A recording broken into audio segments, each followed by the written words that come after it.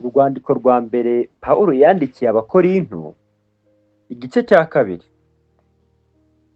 Nicyo gituma bene data, ubwo nazaga iwanyu, ntaje ndi umuhanga n'intyoza yo kuvuga, cyangwa mfite ubwenge buhebuje mbabwira ibihamya by'Imana, kuko nagambiriye kutagira ikindi mbamenyesha keretse Yesu Kristo, ari we Yesu Kristo wabambwe.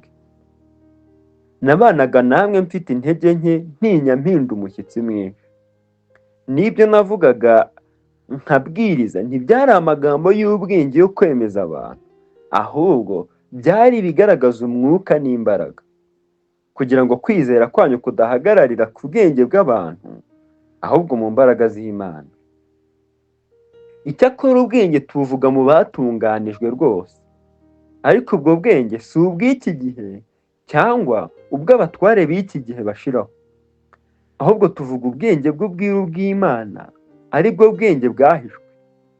Imana yaringanije ibihe byose bitarabaho ngo buduheshe icyubahiro. Mu batware b'iki gihe ntawabumenya, kuko iyo babumenya ntibaba barabambye umwami w'icyubahiro.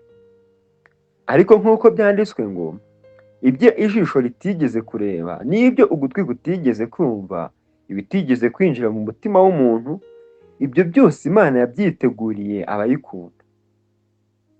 Ariko Imana yabiduhishurishije umwuka wayo, kuko umwuka arondora byose ndetse n'amayoberana y'Imana. Mbese ninde mu bantu wamenya ibyo undi atekereza keretse umwuka wa wundi umurimo? N'iby'Imana niko biri, ntawabimenya keretse umwuka wayo.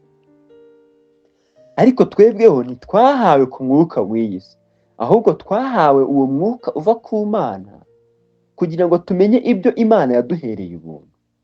Hari ibyo tuvuga ariko ntitubivugisha amagambo akomoka mu bwenge bw'abantu, ahubwo tubivugisha akomoka ku mwuka, dusobanuza iby'umwuka bindi.